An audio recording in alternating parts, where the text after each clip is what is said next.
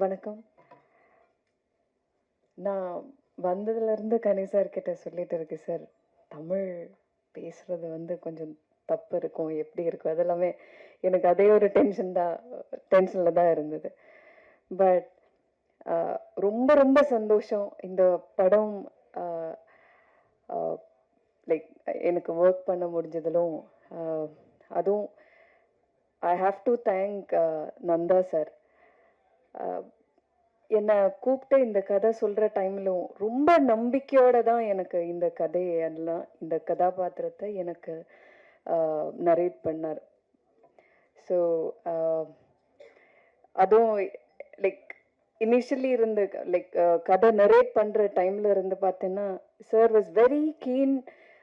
ஒவ்வொரு கேரக்டரும் கனி சார் பண்ணுற கேரக்டர் ஆனாலும், குழந்தைகள் பண்ணுற கேரக்டர்னாலும், எனக்கு கொடுத்த சுமத்தின கேரக்டர் ஆனாலும், எல்லாத்துக்கும் ரொம்ப தெளிவாக he was very crystal clear about all the characters.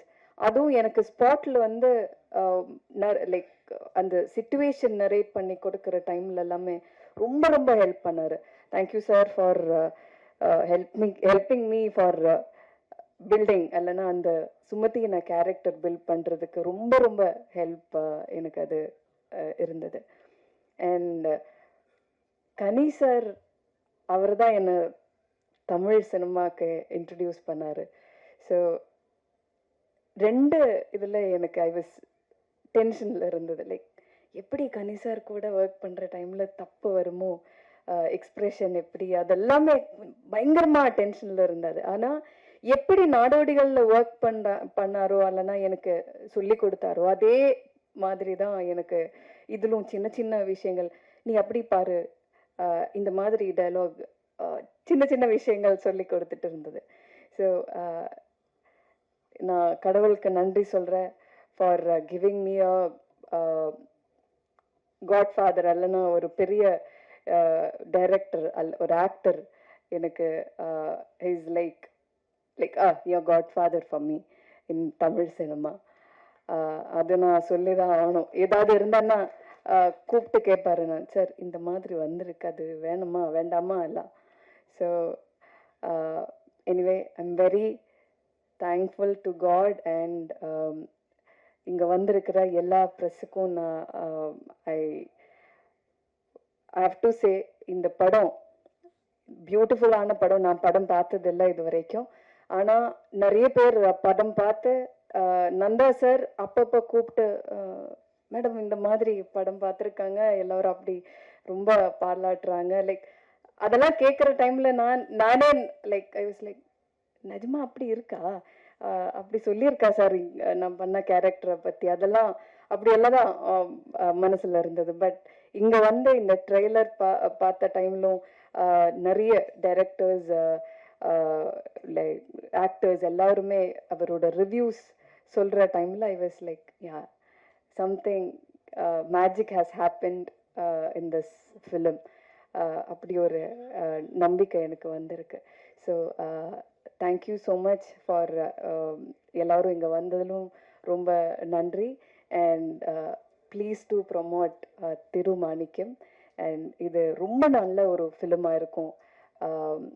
நேர்மையான, எல்லாரும் சொல்கிற மாதிரி நேர்மையான ஒரு நல்ல குட்டி கதையை மக்களுக்காக நந்தா சார் என்ன சொல்கிறது பில்ட் பண்ணி வச்சிருக்காரு.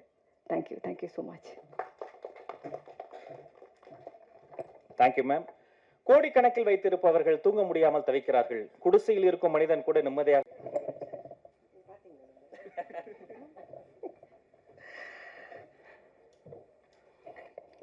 அனைவருக்கும் வணக்கம். இந்த படத்தை பார்த்து பாராட்டின அத்தனை நல்ல உள்ளங்களுக்கும் என் அன்பார்ந்த வணக்கத்தையும் நன்றியும் தெரிவித்துக் கொள்கிறேன்.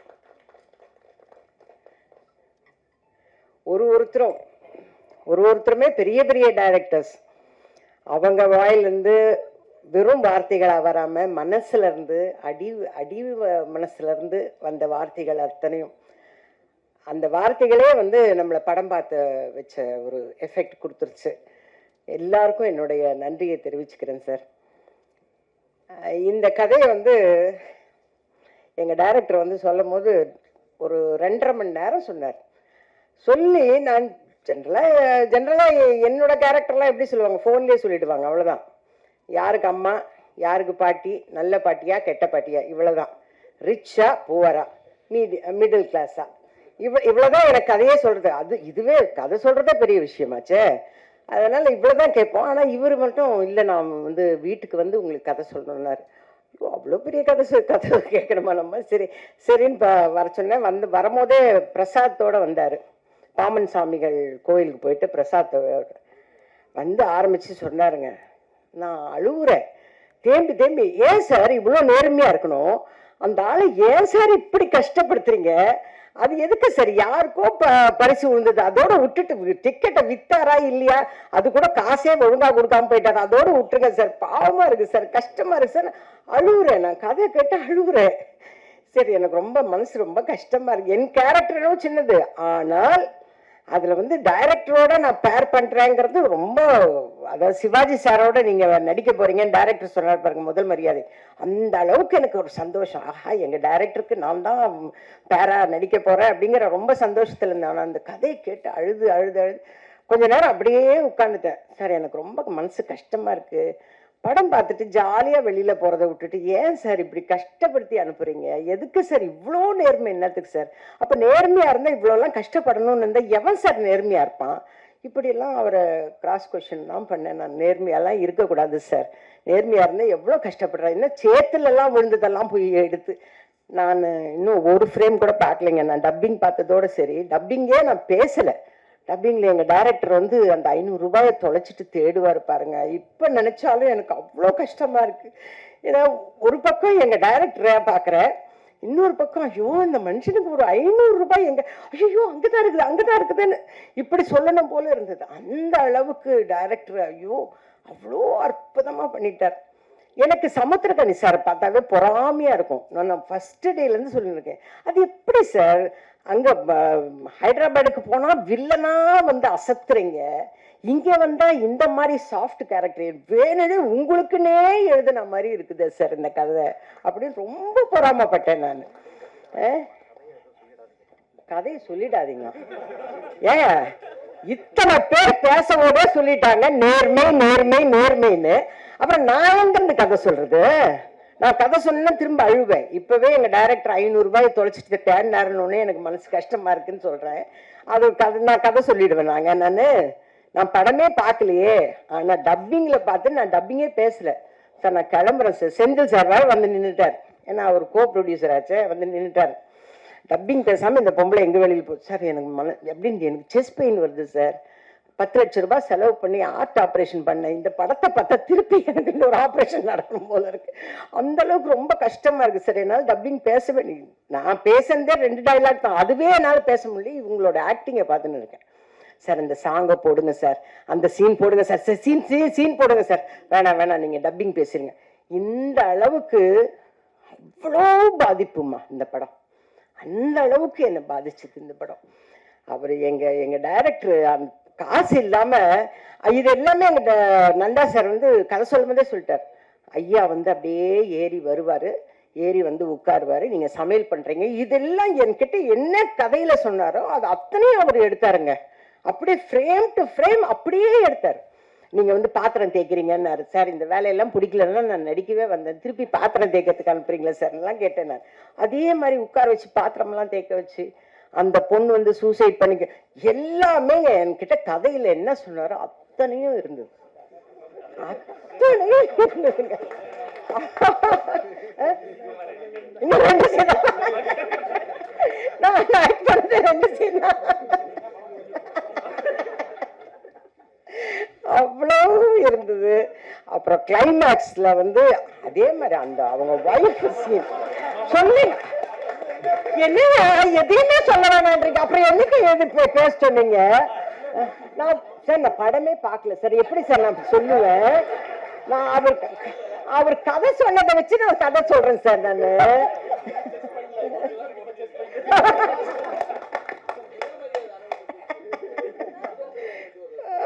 முதல் மரியாதை பத்தி சொல்லுவாங்க, முதல் மரியாதை ஞாபகத்திலேயே வரலைங்க சார் இப்போ. எனக்கு சார் நான் கதை சொல்ல மாட்டேன் சார். சார் எப்படி சார் நீங்க சொன்ன தானே சார் சொல்றேன். நான் எங்க சார் கதை சொல்லுவேன்? எங்க இருந்து கதை சொல்லுவேன்? படமே பார்க்கலங்க. நீங்க எல்லாம் நம்புங்க. நான் வந்து உண்மையா பேசுவேன், பிராங்கா பேசுவேன். சார் தேவராஜ் சார் இங்க லிசன் பண்ணுங்க. அது என்ன இங்க வந்து போன் நோண்டிட்டு வந்துட்டு இருக்கீங்க? இங்க பாருங்க, நீங்க தான் சொல்லணும். நான் உண்மையதான் பேசுறேன்.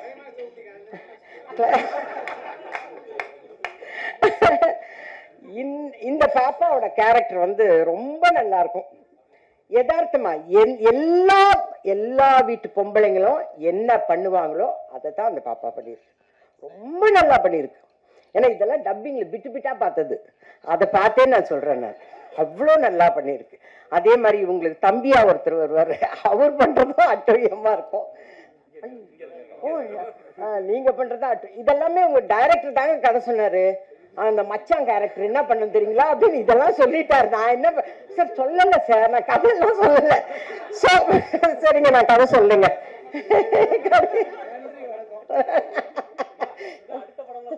ஐயோ நான் சார் கதை சொல்லல சார், விட்டுறேன் சார். ஓகே, கிளைமேக்ஸ்ல பட் கிளைமேக்ஸ் சொல்லி முடிக்கணும். ஏன்னா தேவராஜன் சொன்னாரு, இவரும் சொல்லிட்டாரு.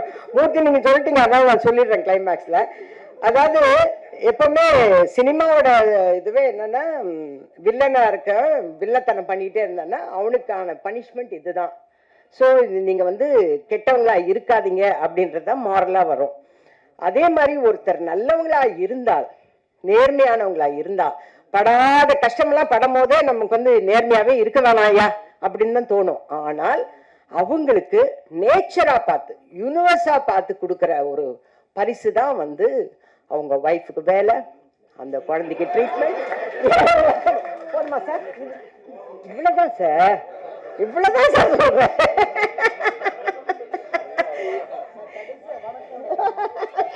வழக்கமே கிடையாது.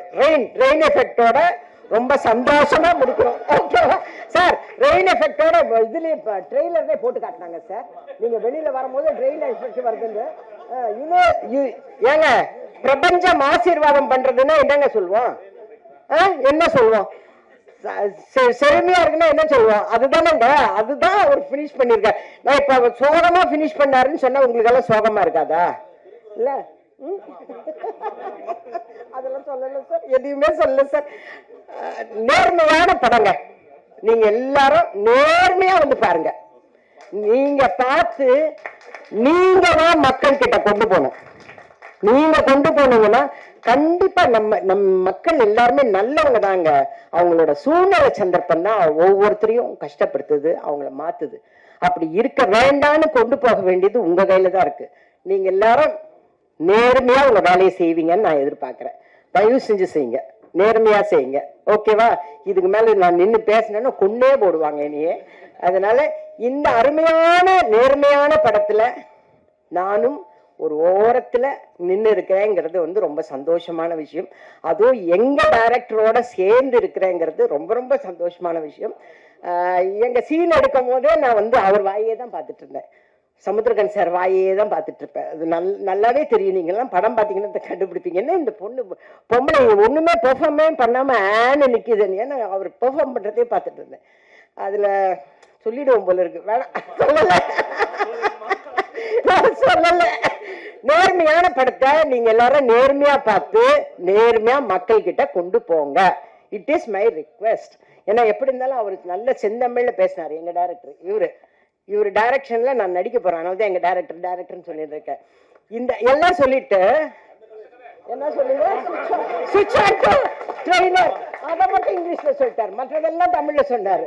சுவிட்ச் ஆன் டு ட்ரெய்லர் அது மட்டும் ஏன் இங்கிலீஷ்ல வந்தது? அதையும் தமிழ்ல சொல்லியிருக்கலாம்ல. ஓகே, நன்றி நன்றி நன்றி நன்றி. ஓரளவுக்கு நான் கதை சொல்லி முடிச்சிட்டேன். அதனால நேர்மையான படம் தயவு செஞ்சு நேர்மையா பாருங்க. இல்ல, எனக்கு அந்த மீம் தான் ஞாபகம் வருது. முடிச்சு விட்டீங்க போங்க. ரோலிங் டைட்டில தவிர எல்லாம் சொல்லிட்டாங்க. பேச்சில் 2 வகை. மூளையில் இருந்து பேசுவது, டேட்டாவா கொட்டுறது. இரண்டாவது பேச்சு இதயத்தில் இருந்து பேசுவது. இதயத்திலிருந்து பேசிய அம்மாக்கு நன்றி, அன்பு. அடுத்து பேச வருகிறார் வீடு முழுக்க விருதுகள் வைத்திருக்கக்கூடிய நடிகர் இயக்குனர் தம்பிராமையா அவர்கள்.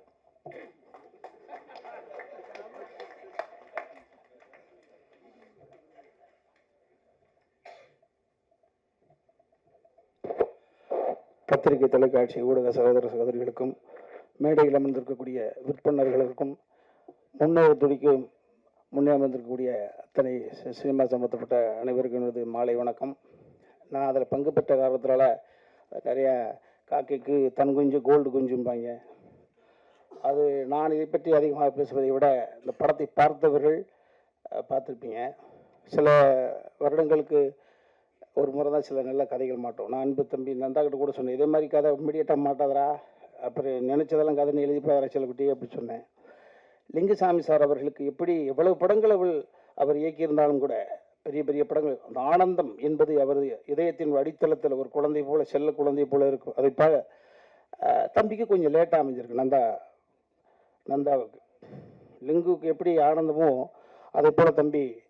ஏன்னா நான் அடிக்கடி சொல்வேன், ஒரு தெருவில் நடந்து போகிறோம், ஒரு நகை ஒன்று கிடக்குது, ஒரு 7.25 பவுண்டில் ஒரு நெக்லஸ். பார்த்தவன் என்ன பண்ணுவான், சூப்பராக எடுத்து பிரச்சனையெல்லாம் தீர்த்துருக்க வேண்டியதான். இல்லை இன்னொரு தான் என்ன பண்ணுவான், ஐயோ யாரை பெற்ற பிள்ளையோ பொம்பளை நெக்லஸாக பொண்ணு தானே, ஐயோ தொலைச்ச பொண்ணு எங்கேயும் நின்று எந்த முட்டு சிந்து அழுதுகிட்டு இருக்கோ, அது எப்படியாவது கொண்டு சேர்த்தப்படும்டா அப்படின்னு தெருவா கேட்டி, அம்மா 7.25 நெக்லஸ் தொலைச்சாங்களா. ஆனால் இவன் எப்படி தெரியுங்களா தம்பி, அதை அப்படியே பார்த்துட்டு அப்பா அந்த பக்கத்தில் போயிடக்கூடாதா அப்படின்னு ஏவனிக்குள்ளே இருக்கிற தண்ணி மாதிரி எழுதாத கவிதை மாதிரி அவன். ஒரு செட்டில் ஒரு பார்வேர்டு மருந்துக்கு கூட பயன்படுத்தாதா சார். அந்த முடியை சுடுறதுக்கு கூட ரோமத்தை நீவிட்டீங்களா அப்படின்னு கேட்பான். மதுரை சீவிட்டீங்களான்னு கூட கேட்க தெரியாது.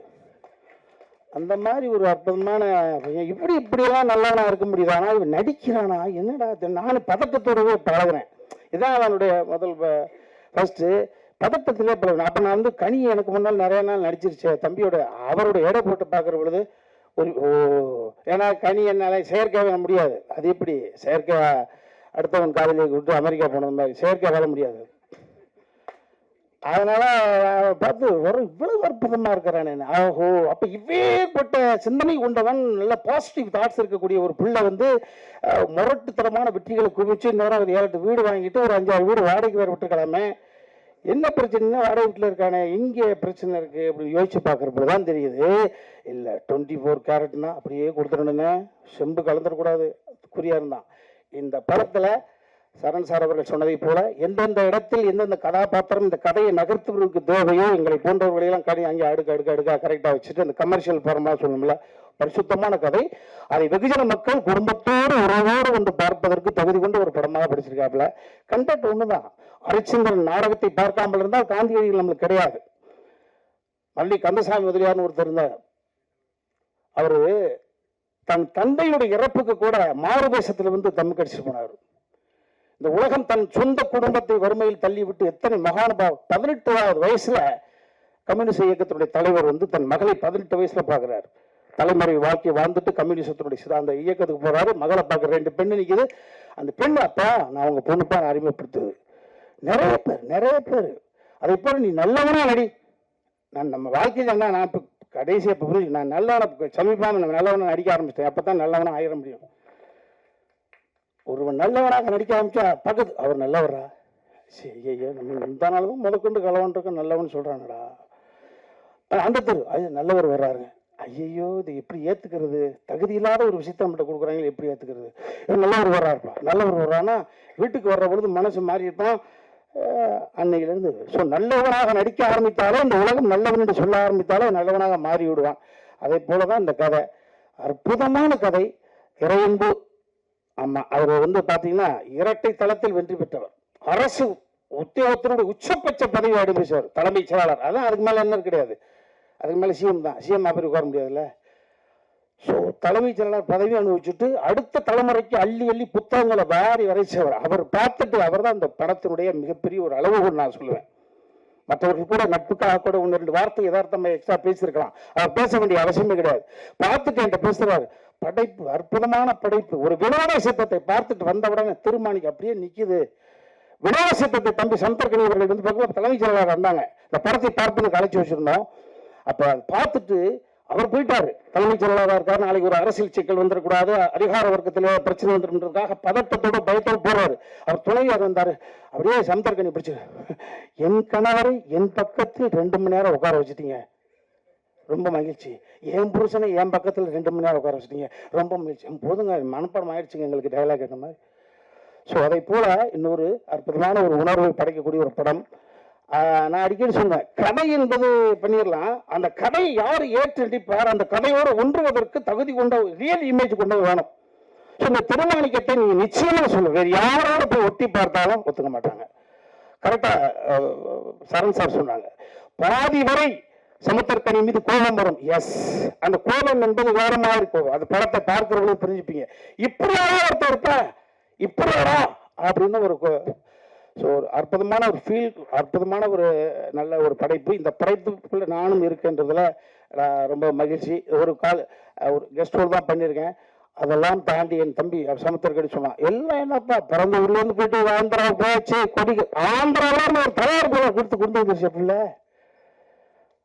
ஆந்திராவிலிருந்து சமுத்திரக்கனியை கதை நாயகனாக வைத்து பணத்தை போடுவதற்கான ஒரு, அப்ப எப்படி பெரிய விஷயம், சொந்த ஊர்ல பேர் வாங்குறதே பெரிய விஷயம் சாமி. அசல் ஊர்ல பேர் வாங்கி ஒரு இன்வெஸ்டர் கொண்டு வந்திருக்கின்றது, இதுதான் இந்த கதை. நிச்சயமாக இந்த திருமாணிக்கம் என்பது எல்லோருடைய இல்லங்களிலும் உள்ளங்களிலும் அற்புதமாக ஒரு படைப்பாக போய் சேரும், எனக்கு நம்பிக்கை இருக்கு. நன்றி. அண்ணனுடைய சட்டை தம்பிக்கு பொருந்தும், அண்ணன் படித்த புத்தகம் தங்கைக்கு உதவும், தங்கை அக்கா கழுத்தில் தாலி என்ற தங்கம் ஏறுவதற்காக காதோறும் வெள்ளி முளைத்த பின்பும் வேலை செய்து கொண்டிருப்பவன் தான் அண்ணன். தன்னை பற்றி நினைக்காது தன் குடும்பத்திற்காக ஓடி ஓடி உழைக்கக்கூடிய ஒரு உழைப்பாளி. அப்படி இயக்குநர்களுக்கு உதவக்கூடிய இதயக்கண்ணி இயக்குனர் சமுத்திரக்கனி அவர்களை அன்போடு பேச அழைக்கிறோம். இறைவனுக்கு நன்றி. ரொம்ப மகிழ்ச்சியான ஒரு தருணம். இந்த படத்துக்கு தனியா அந்த படத்துக்கு தனியாலாம் வேலை பார்க்கறது இல்லை, எல்லா படமும் ஒரே உழைப்பு தான், அப்படிதான் உழைக்கிறோம். நம்ம எல்லாரோட மனசுமே ஒரு நல்ல வெற்றிக்காக தான் ஏங்கி கிடக்கு. ஒரு பருத்தி வீரன் மாதிரி ஒரு வெற்றி வேணும், சுப்பிரமணியபுரம் மாதிரி ஒரு வெற்றி வேணும். நாம் கண்ட வெற்றியவே திரும்ப நாம் வெல்லணும், அதை ஜெயிக்கணும், இதை ஜெயிக்கணும் இல்லாமல் நம்ம வெற்றியவே நம்ம வெல்லணும் அப்படின்ற ஒரு போராட்டம் தான் அப்பால சந்திச்சது. அதற்கு பிறகு தனியாக நின்று ஒரு படைப்பு கிடைக்கிறதுக்கு 7 வருஷம் ஆயிருக்கு. ரொம்ப உண்மையாக உழைச்சிருக்கோம். என்ன இதில் சேர்ந்தது எல்லாமே நல்ல மனசு இருக்கிறவங்க ஒன்றா சேர்ந்தாங்க. ஏன்னா அது அமையாது, ஒரு சில படைப்புகளுக்கு தான் அதுவே அமைச்சுக்கும். கதையை இயக்குனர் இயக்குவார், நல்ல கதை இயக்குனரை இயக்கும்னு சொல்லுவார் பாலுமேந்திரா சார். அந்த மாதிரி தான் இந்த கதை. தனக்கு தேவையான ஆட்களை அதுவே சேர்த்துக்கிச்சு. நந்தா வந்து கதையை சொன்னோடனே நான் சொன்னேன், முதல்ல நீங்கள் போய் பாரதி ராஜா அப்பா பாருங்க. அப்பா கதை கேட்டு ஓகேனாருன்னா நம்ம உடனே போகலாம், இல்லை உங்கள் தேதி நீங்கள் போய் பேசிட்டு வாங்க அப்படின்னா உடனடியாக பேசணும். போய் கதை சொன்னார். எனக்கு ஈவினிங் கூப்பிட்டாரு, நடிக்கிறேன்னு சொல்லிட்டாரு. அப்புறம் என்ன, படம் ஸ்டார்ட் ஆயிடுச்சு. அப்புறம் அம்மா வந்தாங்க, அதுக்கப்புறம் அனன்யா வந்தாங்க. இப்படி ஒவ்வொருத்தராக இதுக்குள்ளே சேர்ந்தாங்க. நல்ல தயாரிப்பாளர், எப்போவுமே சிரிச்ச முகமாகவே இருப்பார் ரவி சார். எனக்கு ரொம்ப நாளாக தெரியாது, அவர் நிற்பார் சிரிப்பார், நானும் சிரிச்சுட்டு போயிடுவேன். அப்புறமா தான் யார் ஒருத்தர் சிரிச்சுக்கிட்டே இருக்காரு அப்படின்னா, அவர் தானே தயாரிப்பாளர் அப்படின்னா செந்தில். அப்படி ஒரு அற்புதமான மனிதர், எங்கேயுமே தன்னை முன்னிறுத்திக்க மாட்டார். அவருக்கு அந்த கதை பிடிச்சிருக்கு, இந்த கதை அப்படியே படமாகணும், இதுக்கு என்ன அப்படின்றது மட்டும்தான் அவர் மனசில் இருந்தது. நேர்மையும் உண்மையும் எப்போவுமே வெல்லும் அப்படின்லாம் பேசிகிட்டு இருக்கோம். நேர்மையை பற்றி நிறையா பேசிகிட்டு இருக்கோம். அதாவது இயல்பாக இருக்கிறது தான் நேர்மை என்னை பொறுத்த வரைக்கும். நான் என்னுடைய காலங்களில் அப்படி தான் கடந்து வந்திருக்கேன். ரொம்ப இயல்பாக தான் இருப்போம். எனக்கும் அமீரண்ணனுக்குமான உறவு அப்படி தான் ஆரம்பித்தது. எனக்கு அமீரண்ணனை தெரியும், தூரமாக இருந்து நம்ம சேரன் ஆஃபீஸுக்கு வெளியில் ஒரு டீ கடையில் நின்றுட்டுருக்கேன். அப்போ உன்னை சேரன் ரிலீஸ் ஆகிடுச்சு. அண்ணன் வந்து சேரன் அண்ணனை பார்த்துட்டு அவருடைய ராம் படத்துக்கு ஒரு பூஜை இருக்குது, அதுக்கு வாங்கன்னு சொல்லி கூப்பிட்டுட்டு வெளியில் வந்திருக்காரு. எனக்கு தெரியாது. நான் டீ கடையில் ரோட்டில் நின்றுருக்கேன். போன கார் நிறுத்தி இறங்கி வந்தார். அந்த டீ கடை கூட டீ கடை கிடையாது, தள்ளு வண்டியில் கடை வச்சுருப்பாங்க. நேரம் இறங்கி வந்தார். உன் படம் எனக்கு ரொம்ப பிடிச்சிருந்தது தம்பி, உன்னை சார்ந்தது எனக்கு ரொம்ப பிடிச்சிருந்தது. நான் சொந்தமாக ஒரு படம் எடுக்கிறேன், ராம்னு ஒரு படம். அதுக்கு இன்னும் 2 நாளில் பூஜை இருக்குது, நீங்கள் வரணும் அப்படின்னாரு. அப்படி தான் ஆரம்பித்தது. அதுக்கு பிறகு திடீர்னு ஒரு நாள் நான் வந்து உதயம் தேட்டருக்கு வெளியில் ஆப்போசிட்டில் ஒரு பஸ் ஸ்டாப்பில் நின்றுக்கிட்டு இருக்கேன். எங்கே இருக்க அப்படின்னு ஒரு ஃபோனு. நான் அப்படியே ஆப்போசிட்டில் பார்த்துட்டு, அண்ணே உதயம் தேட்டருக்கு வெளியில் ஒரு பஸ் ஸ்டாப் கிட்ட நின்றுட்டு இருக்கேன் அப்படின்னேன். இப்போ தான் நான் கடந்து போனேன், இந்த யூட்டர்ன் அடித்து வரேன், ஏன் ரோட்டில் நின்றுருக்கேன் வா அப்படின்னு சொல்லி திருப்பி கூட்டிகிட்டு போனார். இந்த உண்மை இருக்குல்ல, இதுதான் நம்மளை இறுக்கி பிடிச்சிக்கும். சுப்பிரமணியபுரம் பண்ணும்போது அப்படிதான் எல்லாத்தையும் விட்டாச்சு. 3 மெகாவையும் கொடுத்தாச்சு. இந்த அசோசியேட்டுக்கு எல்லாத்துக்கும் கொடுத்து நான் நிராயுத பணியாக போகிறேன். அங்கே என்ன பண்ணி வச்சுருந்துருக்கான், ஒருவேளை இவர் வந்து நம்ம சொல் பேச்சை கேட்காம 2 படம் டைரக்ட் பண்ணியிருக்காரு, ஒரு 2000 எபிசோடு எடுத்திருக்காரு, வேற ஏதாவது பண்ணாரு, நம்ம சொல்கிறத கேட்கல அப்படின்னா நம்ம ஒரு சப்ஷூட் வச்சுக்குவோன்னு சொல்லி சசி வச்சுருந்துருக்கான். எனக்கு தெரியாது. என் ரூம் பக்கத்து ரூம்லேயே இருந்திருக்கான் அந்த சப்ஷூட். நான் போய் நான் பாட்டுக்கு நான் பாட்டுக்கு போனேன், நான் பாட்டுக்கு நின்னேன். ஏன்னாப்பா எனக்கு கூப்பிடவே மாட்டேறீங்க அப்படின்னா, இல்லை ஒரு 2 நாள் நீங்கள் சாப்பிட்டு தூங்க, அப்புறமா எடுப்போம், ஏன்னா ரொம்ப ஸ்ட்ரெஸ்ஸாக இருக்குது முகம் அப்படின்னு சொல்லி ஒரு 2 நாள் ரெஸ்ட்டு கொடுத்தாங்க. 3ஆவது நாள் போய் ஷூட் பண்ணுறோம். ஒரே ஒரு ஷார்ட் நடிச்சு நீங்கள் கிளம்புங்க அப்படின்னாங்க. நான் போய் என்ன பண்ண போகிறேன், நீ தான் எடுத்துகிட்டு இருக்கல, நான் நிற்கிறேன் அப்படின்னு சொல்லி வேட்டியை மடிச்சு கட்டிட்டு க்ரௌடை கிளியர் பண்ணிக்கிட்டு இருந்தேன். க்ரௌடை கிளியர் பண்ணிட்டு இருக்கும்போது சசி கூப்பிட்டான், அண்ணே இங்கே வா, அதை பார்க்குறதுக்கெல்லாம் ஆள் இருக்கு, நான் நடிக்கிறேன், நீ எடு அப்படின்னா. அங்கே தான் ஆரம்பிச்சது. ஒரு உண்மையும் நேர்மையும் தான் நம்ம இழுத்துக்கிட்டே போகும். அது முடிச்சோடனே சசி சொன்னா, நீ சொல்லு அவங்களா பேசியிருந்தான். என்னடா அப்படின்னா, ஒரு சப்ஸ்டியூட் வச்சுருந்தோம் பக்கத்தில், அது அவனுடைய நேர்மை. ஒரு சப்ஸ்டியூட் வச்சுருந்தோம், உன் கையில் நான் மைக்கை கொடுத்தவொன்னு அவனை ஒரு ராத்திரி அனுப்பிச்சிட்டேன் அங்கேருந்து அப்படின்னு சொன்னான். முதல்ல நடிக்க போகும்போது எங்கள் டைரக்டர் ஒரு சீரியல் ஷூட்டிங், உள்ளியா ஒருத்தன், நான் போய் நிற்கிறேன், என்னமோ தெரில, என்னை பிடிக்கல உங்களுக்கு. அப்போ ஒரு காட்சி, அப்போ கூட நடிக்கிற அந்த நடிகர்கிட்ட அவர் சொல்லியிருக்காரு, ஓங்கி ஒரு எத்துங்க, நீங்கள் எத்துல அவன் போய் வெளியே விழணும், அவனுக்கு நடிக்கணுன்ற ஆசையே வரக்கூடாது அப்படின்னு சொல்லியிருக்காரு. இது எனக்கு தெரியாது. நான் அந்த சீனில் போய் நிற்கிறேன், அதாவது கூட்டத்தில் இருப்பாங்க, அதுலேருந்து ஒரு சின்ன ஒரு காட்சி போய் நிற்கிறேன். என்ன அந்த நடிகர் ஓங்கி எத்துனாரு, நான் அவன் எத்துனதை தாண்டி எங்கிட்ட போய் விழுந்துட்டேன். அவங்களா சிரிச்சாங்க, எனக்கு நம்பிக்கை மட்டும்தான் இருந்தது. ஒன்படுறாங்க, திரும்ப போய் நின்னேன், திரும்ப தூக்கி எறியப்பட்டேன், ஆனால் நான் நடிகன் ஆயிடுவேன் அப்படின்ற ஒரு நம்பிக்கையும் நேர்மையும் மட்டும்தான் இருந்தது. அதே இயக்குனர் அவர்கிட்டே வேலைக்கு சேர்ந்தேன். நான் இல்லாமல் அவரால் இருக்கவே முடியாது அப்படின்ற ஒரு நிலை, நான் அவரை விட்டு வெளியே போகிறேன்றப்ப கண்ணீர் விட்டு நிலை எல்லாமே பார்த்தேன். அந்த நடிகருப்பும் இருக்கார், என்னுடைய நண்பர் தான் அவரும். அவர் எப்போ பார்த்தாலும் சாரிடா அன்னைக்கு ஒரு மிதிச்சதுக்கு, எப்போ 30 வருஷம் முன்னாடி நீ மிதிச்ச மிதியில் தான் நான் வந்து இந்த இடத்துல விழுந்திருக்கேன்னு நினைக்கிறேன். இப்படி கடந்து தான் ஒரு இடத்த வந்து நின்றுருக்கோம். இதில் நேர்மைன்றது தனி வார்த்தையெல்லாம் கிடையாது, நம்மளுடைய இயல்பு, நம்முடைய உண்மைத்தன்மை. முன்னெல்லாம் கெட்டவனை பார்த்தா அவங்க கூட சேராத, எதில் வம்புல மாட்டி விட்டுருவான்னு சொல்லுவாங்க. இப்போ அதே வார்த்தையை நல்லவனை பார்த்து சொல்ல ஆரம்பிச்சிட்டாங்க. அவங்க கூட சேராத, அவன் ரொம்ப நல்லவன், ஏதோ வம்புல இழுத்து விட்டுருவான் அவனிய அப்படின்னு. அந்த அளவுக்கு நமக்குள்ள இருந்த புரள்வு அதிகமாயிடுச்சு. நந்தா அவருடைய ஒரு படைப்பு, திடீர்னு ட்ரெய்லருக்கு வாய்ஸ் கொடுக்கணும் அப்படின்னு கூப்பிட்றாரு. போனேன். இதற்கு முந்தைய படைப்பு அதே மாதிரி தான், அண்ணே இந்த ஓப்பனிங் வாய்ஸ் கொடுக்கணுண்ணே, யாரோ கேட்டோம், வரேன், அதுக்கும் பேசினேன். அதாவது நந்தாவுக்கு எனக்கும் இடையில ஏதோ ஒரு தொடர்பு இருந்துக்கிட்டே இருந்தது. இன்னும் சொல்ல போனா சோழா கிரியேஷன்ஸில் நான் ஒரு கதை சொல்லிட்டு வரேன். கதை சொல்லிட்டு வெளியே வரும்போது பொன்றாங்க என்ன சொல்றாரு, காலையில் தாண்டா ஒருத்தன் வந்து கதை சொன்னான், நான் ஓகே பண்ணிட்டேனே அப்படின்னாரு. என்ன கதைன்னு அப்படின்னா, அதுதான் கல்லூரியின் கதை. அங்கிருந்து ஆரம்பிச்சது. இவர் யாரு, நம்ம இப்போ போன ஒரு காலையில் ஒருத்தர் வந்து ஓகே பண்ணிட்டு போயிருக்காரு, அவர் யாருன்னு சொல்லி தேடி தான் நான் நந்தாவை பார்த்தேன். அப்படி ஆரம்பிச்சது தான் இந்த பழக்க வழக்கம். பட் என்னன்னா, ஒரே நேர்கோட்டில் தான் பயணிச்சுட்டு இருக்கோம், அப்படிதான் நான் நினைக்கிறேன். என்னை விட நல்லவன் நந்தா, அவ்வளவு நேர்மையானவன். எங்க அண்ணன் சொன்ன மாதிரி நான்லாம் அந்த 2வது ரகம் அந்த செயினை எடுத்து இது யாருதுனாவது கேட்பேன். நந்தா ஐயோ அப்படின்னு சொல்லி தள்ளி ஓடிடுவார், அவ்வளவு நல்லவர். அந்த மனசுக்கு எப்போவோ மிகப்பெரிய ஒரு இடத்து தொட்டிருக்கணும். இப்போ அந்த வாய்ப்பு கிடைக்கும். ஏன்னா நம்ம எதுக்கு வேணாலும் ஆசைப்படலாம், எஃபர்ட்ஸ் போடலாம். ஆனால் நமக்கு என்ன கொடுக்கணும், எப்போ கொடுக்கணும் அப்படின்னு முடிவு பண்ணுறது காலம்தான். அந்த காலம் இப்போ வந்துருச்சு நந்தா. உங்கள் உழைப்புக்கும் உங்களுடைய உண்மைத்தன்மைக்கும் நம்ம மாணிக்க மாதிரி தான். நீங்கள் என்னைக்கு இருந்தாலும் உங்களுக்கு வெற்றி தான், ஜெயிச்சுக்கிட்டே இருப்பீங்க. இந்த கதை கேட்ட உடனே நான் சொன்னேன், எனக்கு எழுதி கொடுத்துருங்க. ஏன்னா இவர் சொன்ன ஒரு மாதிரி மெஸ்மரைஸ் பண்ணுறாரு. அப்படியே பார்த்துக்கிட்டே இருந்தால் அவரும் எழுதுருவார், நம்மளே எழுத வச்சுருவார். நான் சொன்னேன், ஏய் இரு, அதெல்லாம் அப்புறம் நீ முதல்ல எழுதி எனக்கு புத்தகமாக கொடுங்க, நான் தனியாக உட்காந்து படிக்கணும் அப்படின்னு சொல்லி அனுப்பிச்சேன்.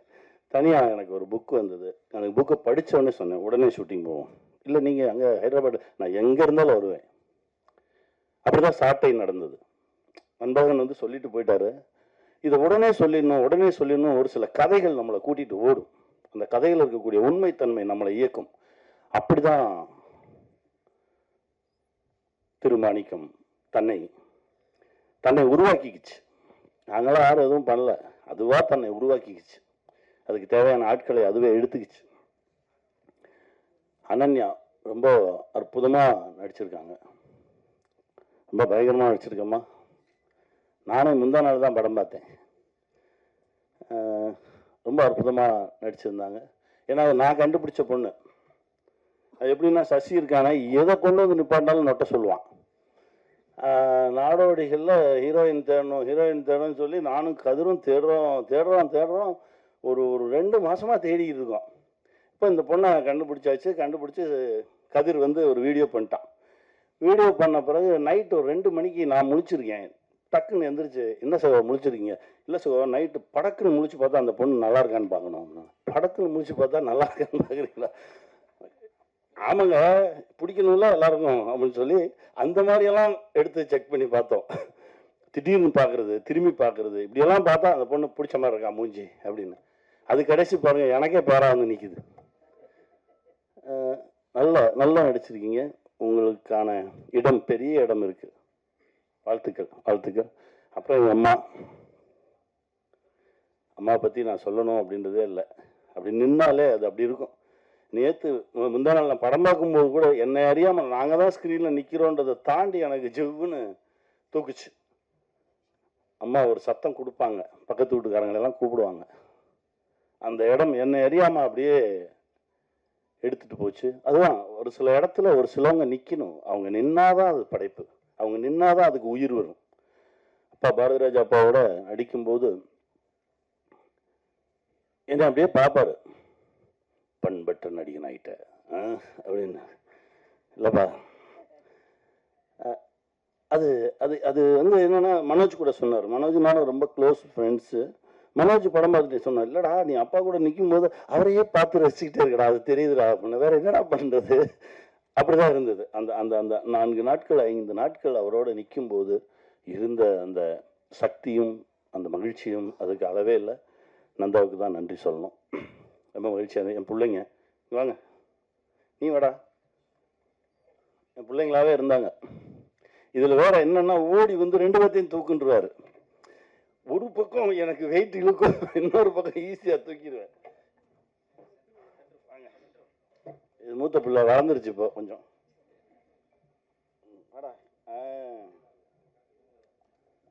இவன் நானா, என்னுடைய சின்ன வயது நானா நடிச்சிருக்கேன். அற்புதமான ஒரு நடிகன், ரொம்ப பெரிய தளம் இருக்கு. பிள்ளைங்க என்ன பேசுறியா? பேசு, 2 வார்த்தை பேசு.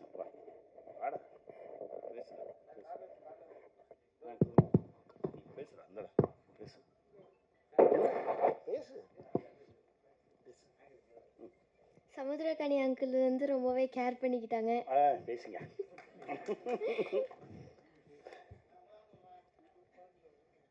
பேசுடா, உனக்கு என்ன தோணுதோ பேசு. இந்த மூவியில் எல்லாருமே ரொம்ப ஹார்ட் ஒர்க் பண்ணியிருக்காங்க. இதில் நந்தா பெரியசாமி அங்கிள் எனக்கு ஆப்பர்ச்சுனிட்டி கொடுத்ததுக்கு ரொம்பவே நன்றி. அவளுக்கு கூட நீ பேசு, இல்லைன்னா உன்னை மறந்துடுவாங்க, அதுக்கு தான் கூப்பிட்டேன். பேசு, திக்காம பேசணும். இது நீங்கள் தான் நல்லா பேசுவீங்களா? ஹாய். ஹாய். எங்கள் அம்மா அப்பா ரொம்ப ஜாலியாக இருந்துச்சு. எல்லாரும் நல்லா பார்த்துக்கிட்டாங்க ஜாலியாக. வேற போதுமா? சரி, அண்ணன் கூட. முதலில் இந்த படத்தில் எனக்கு வாய்ப்பு கொடுத்த நந்தா பெரியசாமி அங்கிளுக்கு ரொம்ப நன்றி.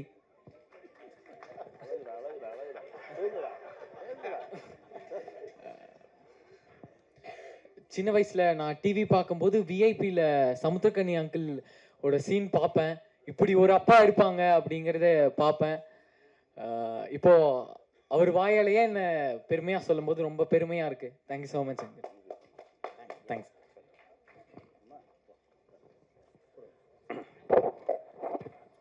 ஏன்னா அப்பாவா நிற்கணும்னாலே பிள்ளைங்க இருக்கணும்ல. பிள்ளைங்க அவ்வளவு சக்தி கொடுத்தாங்க அந்த படத்தில். அது பிள்ளைங்களாகவே இருந்தாங்க. ரொம்ப சந்தோஷமான ஒரு நிகழ்வு. என் அண்ணன் தம்பிராமன் அண்ணன்,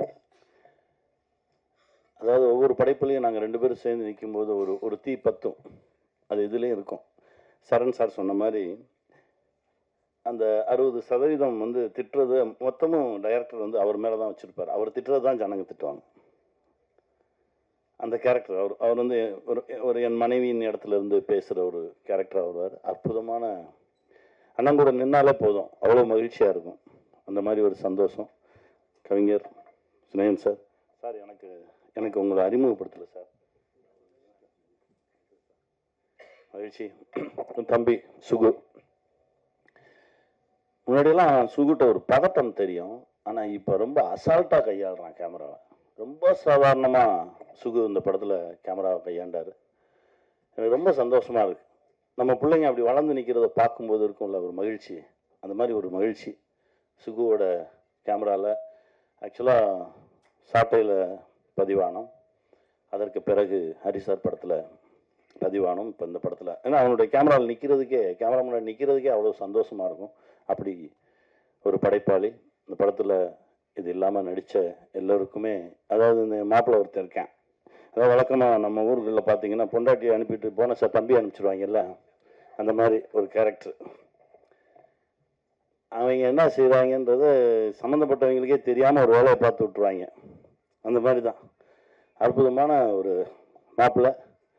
என் அண்ணன் இளவரச அண்ணன் எல்லாருமே ஒரு அற்புதமான நடிகர்களோடு நடித்த மகிழ்ச்சி. முதலாளி திடீர்னு ஒரு நாள் சொன்னார், கனி பல வருஷமாக ஏங்கிக்கிட்டே இருக்கான் ரவிராதா, இந்த இடத்துல அவனுக்கான வெற்றி கிடைச்சிருச்சுன்னு நான் நம்புகிறேன் கனி அப்படின்னாரு. அதாவது நந்தா வெல்வதை நந்தாவை விட அதிகமாக நேசித்த ரசித்த ஆசைப்படக்கூடிய ஒரு மனுஷராக அவங்க பார்த்தேன். இப்படி ஒரு நட்பு கண்டிப்பாக கிடைக்க நந்தா கொடுத்து வச்சுருக்கணும்னு வாழ்த்துக்கள் சார். ரொம்ப சந்தோஷமாக இருக்குது, ரொம்ப மகிழ்ச்சி. இந்த திரைப்படத்தை பற்றி பேசிய ஒவ்வொருத்தருக்கும் மகிழ்ச்சி, நன்றி. என் நண்பன் மூர்த்தி இருக்கான், அப்புறம் இதில் நடித்த எல்லா சகோதரர்களுக்கும் சாய் வாழ்த்துக்கள். இந்த படம் கண்டிப்பாக வெல்லணும். ஏன்னா நான் எப்போவுமே பெருசாலாம் எதிர்பார்க்குறதே இல்லை. ஏன்னா என் எதிர்பார்ப்பு ரொம்ப சாதாரணமாக தான் இருக்கும். அதனால் எனக்கு பெரிய மகிழ்ச்சியும் இருக்காது, பெரிய கலக்கம் இருக்காது. ஏன்னா நான் அதெல்லாம் கொஞ்சம் கடந்து வந்துட்டேன்னு நினைக்கிறேன். அதனால் நான் அப்படியே தான் இருப்பேன். எல்லோரும் பேசும்போது நந்தா எனக்கு சொல்லுவார், நான் திரும்ப அதான் அண்ணன்ட்ட சொன்னேன். இப்போ அமீர் அண்ணன் வந்து அழுதுகிட்டே வந்தார், ஏங்க கண்ணில் தூசி போட்டிருக்குங்க, அவர் சும்மா கண்ணை கசிக்கிட்டு வந்திருப்பார், நீங்கள் வேற. நான் அப்படி தான் பார்ப்பேன். ஆனால் இதையெல்லாம் தாண்டி திருமாணிக்கம் அந்த அந்த தளத்தில் நிற்கும் அப்படின்னு நம்புகிறோம். கண்டிப்பாக இந்த கலக்கமும் இந்த பாசமும் இந்த ஏக்கமும் வெகுஜன மக்கள்கிட்டையும் இருக்கும் அப்படின்ற ஒரு நம்பிக்கை இருக்குது. ஒரு மிகப்பெரிய படைப்பாக உங்கள் முன்னாடி வச்சுருக்கோம். ரொம்ப நம்பிக்கையோடு வச்சுருக்கோம், நேர்மையோடு வச்சுருக்கோம். இதை வெல்ல செய்ய வேண்டியது உங்களுடைய கடமை. வெல்வோம். வாழ்த்துக்கள். பேசக்கூடிய தாடி வைத்த வள்ளலார் நட்பில் பெரியசாமி இயக்குனர் நந்தா பெரியசாமி ஒரு அரங்கம் நிறைந்த கரவொலியோடு வருக வரவேற்கிறோம். வாங்கண்ணே.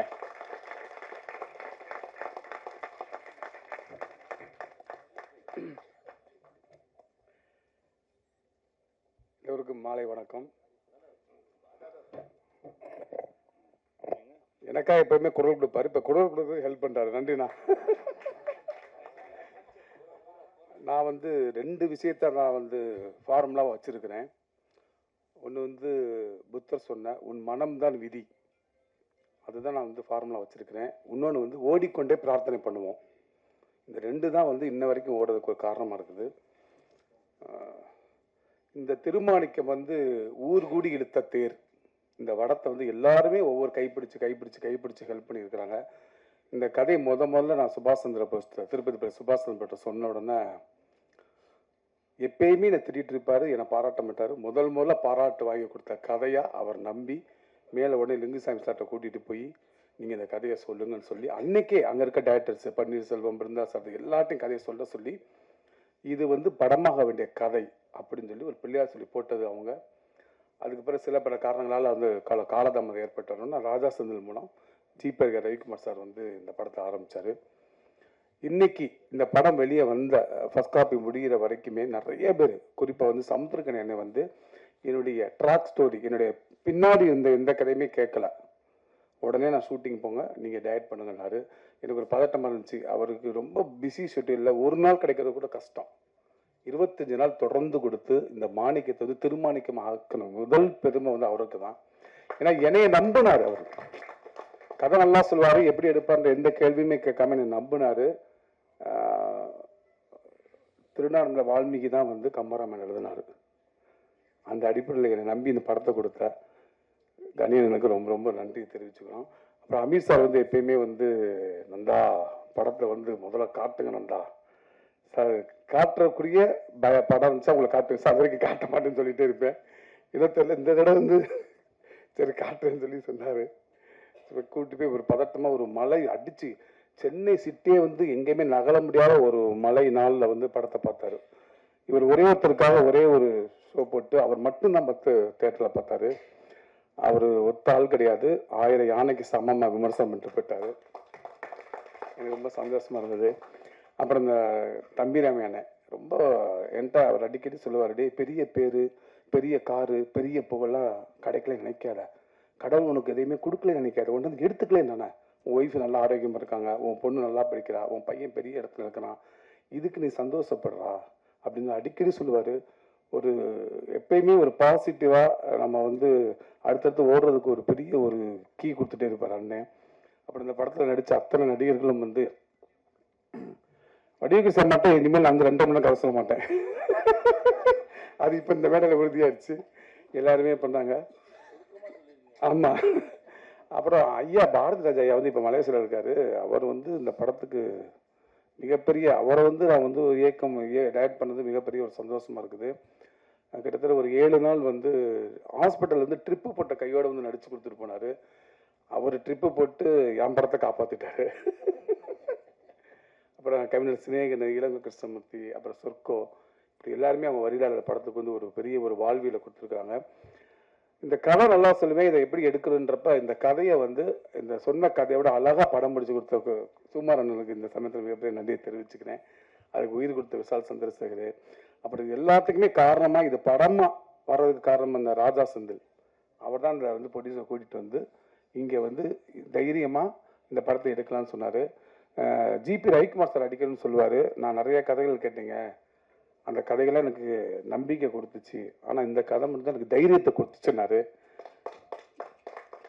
அது வந்து எனக்கு இந்த மேடையில் கண்டிப்பாக சொல்லணும். ரொம்ப ரொம்ப நன்றி சார். வேற ஒரு ஸ்டேட்லேருந்து வந்து ஒரு நல்ல தமிழ் படத்தை எடுத்திருக்கிறாரு. நம்ம தமிழ் மக்களை நம்பி எடுத்திருக்காரு. நம்ம வந்து அவரை வந்து பத்திரமா கரை சேர்க்கணும் இந்த சமயத்தில் விளையாட வேண்டிக்கிறேன். நன்றி, வணக்கம், தேங்க்யூ.